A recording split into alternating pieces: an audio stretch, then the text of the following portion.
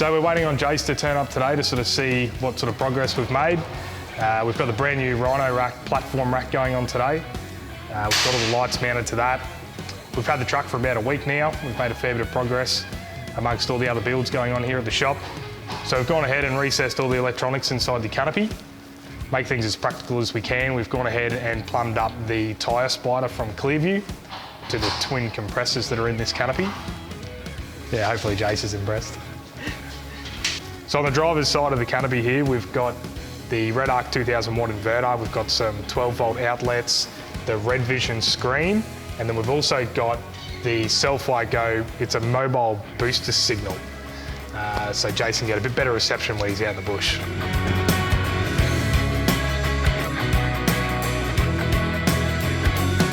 I've come back down to the workshop here at Tactical Tourers, and they're working on the roof rack now. Now this is the new roof rack from Rhino Rack, and this is the one that we put on Back in Black.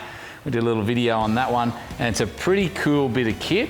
So this is their latest edition of the platform rack. Now it's got all these extra little features on it, and today we're going to be using those features to incorporate it into the new truck build.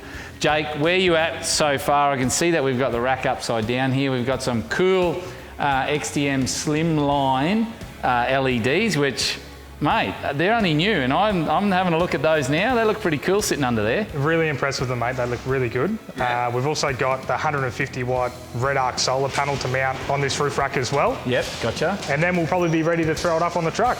Okay, so you mounted these on the front here, I've noticed. We have, mate. So I know that Rhino Rack have got a new mounting system for, and if we'll have a look here, because you can't see it there, because this is the rear, you're using this, what they call the channel nut? Channel nut. Yeah. And how's that work for you? It's awesome, mate. I thought it might be, because I've been mounting LED light bars on my roof rack from day dot. And the hardest part for me was, how do I mount it neat and tidy without, you know, drilling holes right through stuff, and you know, I didn't like doing that. And for Rhino Rack to come up with this system, what do you reckon? It's unreal, mate. You've got slots everywhere you look on this rack, which means I noticed that. Not only can you put a light here, but you can slide it over a little bit. You can put anything. So you got full adjustment anywhere, no matter what. And you flip it over, and you've got all the slots on the other side as well. Yeah, what they normally have, yeah. And then the other thing too is, which is really good, is the integrated wiring channels. That's right, mate. And you can actually take apart this rack, take the corner off, and feed your cable through to get a really neat finish. Ah, yes, of course, they come around the corner there. That's right. So I see you've done a little bit of wiring through in here. Now there's a cover strip that goes over that. There's a cover strip that can go on. We've still got some work lights to put on this one, and a little bit more wiring to do. We're going to have all the other accessories like shovel and MaxTrax holders and all, you know, all that sort of stuff. I haven't decided where to put the solar panel yet, whether I should put it on the front or on the actual boat loader. I think I might try with the front, this trip or this truck, this build. But other than that, I'm liking this new rack. It's got some nice shapes about it.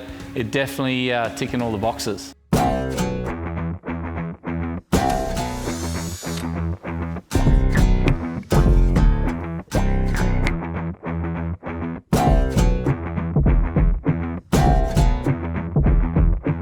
Alrighty, so progress so far. There's a fair bit going on here. If you have a look, we've got the tyre spider.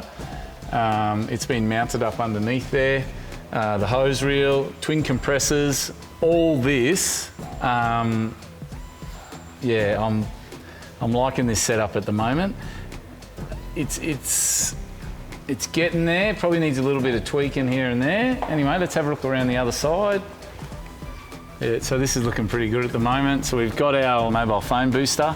We've got the 2000 watt inverter there. You can see the power point, so there's a power point on either side. Probably want to change that. I think I'm going to get a set of USBs up the top there, because you'd be surprised how many USBs you use. But other than that, she's coming together pretty good. Alrighty, so the upright fridge, I've seen it's become very popular since I started this little revolution, probably about 4 or 5 years ago now. I put it in one of my trucks, put an upright fridge in, and it was the days when it used to be Waco. They were actually a Waco fridge, now that are a Dometic fridge. The advantage of the upright fridge is it's just so much more convenient. Does the food all fall in your lap when you open up the fridge? Well, it actually doesn't. And I'll tell you why it doesn't. It's because they put all these extra bits and pieces on there. You'll see these little shelves, like returns on the shelves here. There's one here, there's one here. There's a return here for what, you know, the upright. This will take a 3-litre bottle of milk in here. In fact, I can get 2 in there. So it's 110 litres, so I actually get more fridge capacity in a smaller space.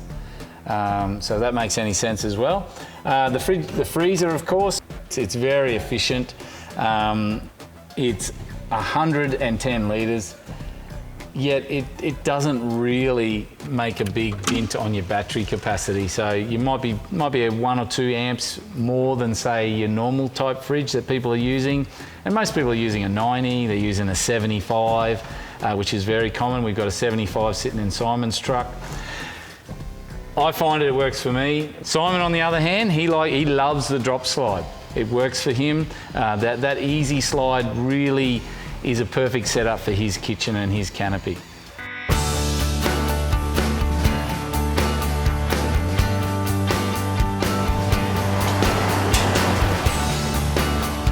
All right, so the progress is coming along nicely.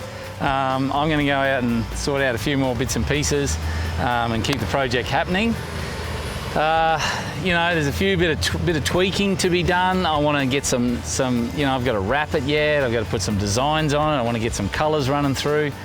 We'll see how that goes, but I'm happy so far. And this build is really looking pretty flash, and I think it's going to be, it's going to stand out. It's going to be one of those standouts like Back in Black. So stay tuned.